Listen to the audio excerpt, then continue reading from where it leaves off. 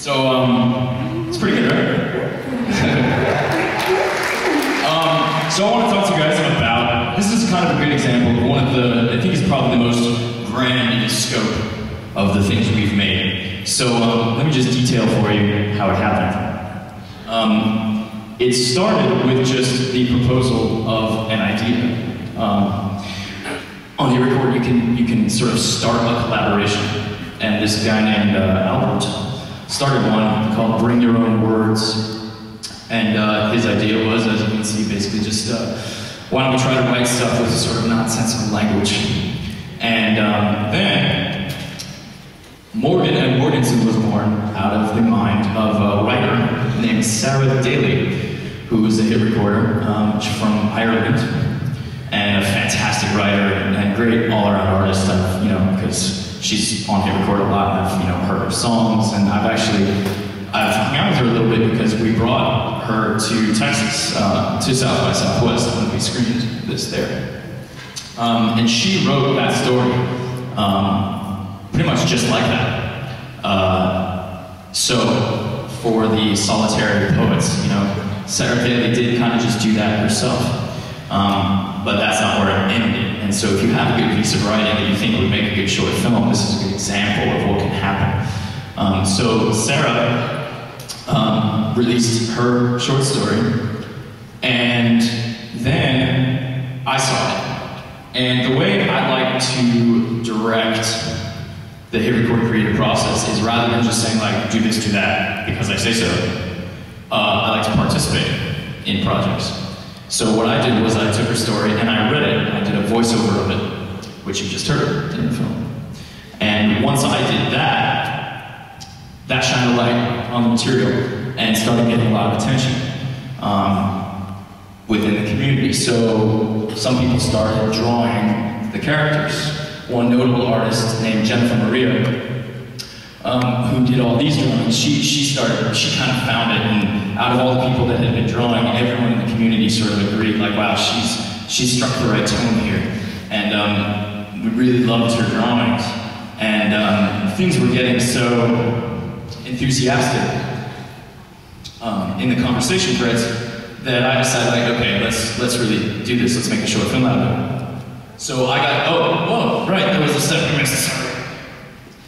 First, those drawings got animated. An artist named Tori made that one. She took Jen's drawings and turned them into animations. By the way, just to clarify, none of these people have ever met. This isn't a premeditated thing. These are just people who are on the site, checking stuff out, and being like, oh, wow, that's cool, I'm gonna work on that. So once Tori did the animations, that's when I started to get really excited and said, like, all right, let's really make a short film out of this. And so I got together with a friend of mine, an actress named Lexi Hugh, and we recorded a live-action interpretation based on those drawings. As you can see, her costume is like totally based on the drawing that Jen did. And we shot this in front of white walls. The idea being that other artists could put more visuals on top of those white walls. So we did this. I got on hit record and made a request video saying like, hey guys, okay, I made this, now let's all draw stuff and put more visuals on top of this. And people started to. They like drew a table between us. They started, doing other things. And then what happened is this really great visual artist, also a guy I had never met before, named Laurie Brewster from Scotland.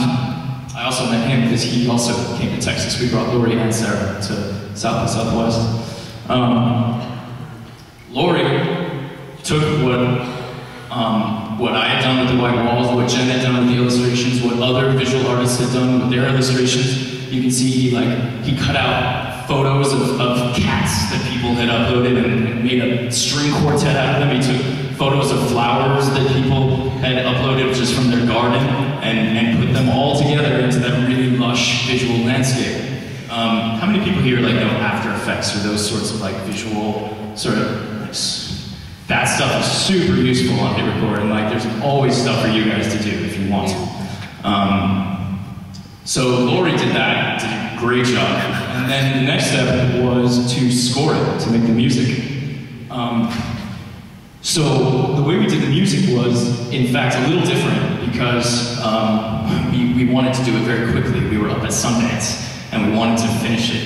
And so a friend of mine that I knew from before, because he made the music for the movie Brick, his name's Nathan Johnson. It's actually Mark's brother. What he did is he composed the parts for the score and just recorded like demo tracks of them, sort of scratch tracks with just acoustic guitar, a few other instruments, but very kind of minimal. And then he put those recordings up on hit record, and then we made a video saying like, okay, here's the parts that go with the movie perfectly. Now we need more instrumentation. So play these parts with whatever instrument you got, whether you play the cello or you do synthesizers or you play the fucking kazoo or whatever. And there's actually a really cool kazoo track that didn't get used yet. But so what ended up happening is we got all these contributions, all these different instruments, and then Nathan went through all those contributions and he edited them together into the score that you just heard, which to me sounds like a orchestra. I mean, it sounds like we had 40 musicians in a big studio, and we didn't. It was just a bunch of people from all over the world.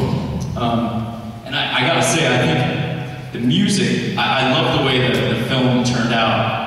I love it dearly. I think the music is the most slick part of it. And I think that's sort of true of hit record in general, that the music, and also I would say like the visual design, like the Photoshop stuff, is probably the stuff that we do on the most completely slick professional level. Now personally I like the kind of homespun feel of like this short film, for example, but if you're a musician, it happens all the time where people say like, I have a song, and they'll put just like themselves singing, maybe a guitar, maybe a piano or something, and I need help orchestrating this.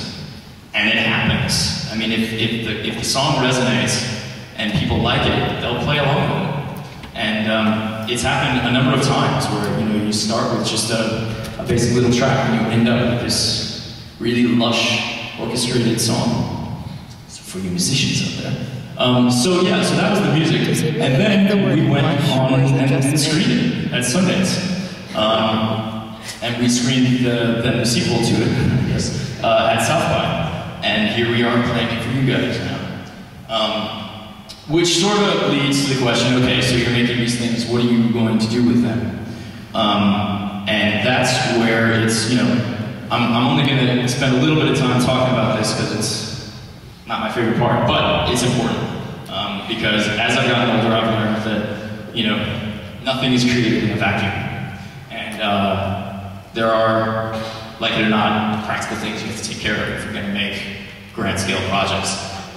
So hit record, it started as a hobby 5 years ago for me, and we were making, really kind of small scale things, and it was great and fun, but the reason that we turned it into this production company was so that we could do grander scale things, like Morgan, and like this presentation that we're doing tonight, and like, and going to Sundance and going to South by, or like we're planning on putting out a DVD with a book kind of thing, we were gonna, play shows at big theaters, etc. And we do that as a production company.